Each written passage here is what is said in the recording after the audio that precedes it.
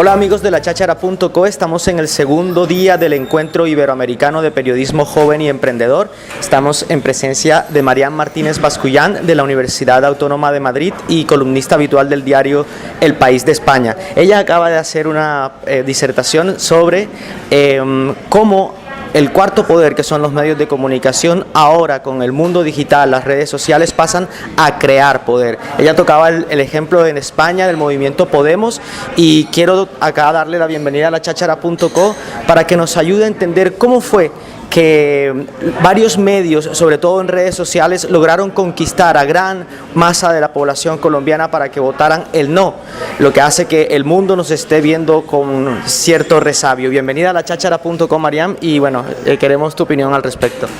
Bueno, pues muchas gracias por la invitación y bueno, efectivamente el enfoque que yo he querido dar sobre la comunicación es desde esa conexión necesaria que tiene que ver con el poder. Efectivamente es algo sobre lo que no se suele pensar. Cuando hablamos de comunicación no pensamos que cuando estamos hablando estamos generando ese poder, y en la medida en que tú puedes influir, es decir, esa capacidad de influencia sobre la opinión pública, acaba generando, por ejemplo, dando vuelco a resultados de referéndum. Esto en Europa lo hemos visto claramente con el Brexit, también con las mentiras sobre el Brexit, de cómo se genera una opinión pública que no genera al mismo tiempo una interpelación o una contraargumentación, y por tanto que tiene resultados sustantivos sobre procesos como el que se ha vivido aquí en Colombia o lo que ha ocurrido en el Brexit. Yo creo que son ejemplos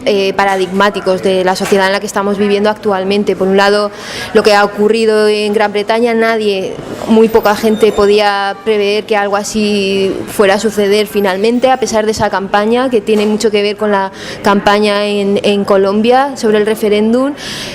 Por otro lado, tenemos, por ejemplo, la campaña presidencial de Trump, que también está basada en la mentira, y bueno, y cómo eso tiene consecuencias importantes. Por tanto, es obligado mirarlo desde esa óptica del poder, y cómo a partir de la democratización de la generación de información y la generación de opinión pública, también la contrapartida es que bueno, pues que es más fácil también cambiar esos estados de opinión y en última instancia tener esas consecuencias en términos de poder. Yo creo que es interesante leerlo de esta forma.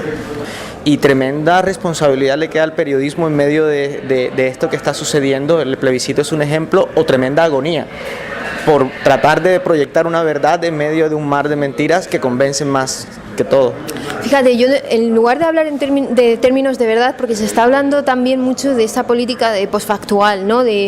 Estamos en un momento en el que las mentiras no importan, que pueden circular por el espacio público sin ningún tipo de exactamente. Pero yo no sé si al periodismo le corresponde tanto erigir esa verdad, porque al fin y al cabo la verdad puede acabar siendo totalitaria también, en el sentido de que en el momento en que hay una verdad ya no puede haber discusión. Entonces yo creo que el papel del periodismo no es tanto erigirse como la encarnación de la verdad, sino como en preservar que haya esa pluralidad dentro del espacio público, y también esos cauces de diálogo. Es decir, más que erigirse en la encarnación de la verdad, en desactivar, en contraargumentar, en generar cauces de diálogo, más que representar una verdad, porque eso es peligroso también. Es decir, que en el momento en el que alguien representa esa verdad, se acaba la discusión, y la democracia es pluralidad de opiniones. Esto no quiere decir que no se denuncien las mentiras, se tienen que denunciar las mentiras, pero esa verdad se defiende desde la libertad. Es decir, hay un filósofo, Richard Rorty, que habla de esto en esos términos, de vamos a cuidar bien la libertad y esa pluralidad de opiniones, y la verdad se cuidará de sí misma.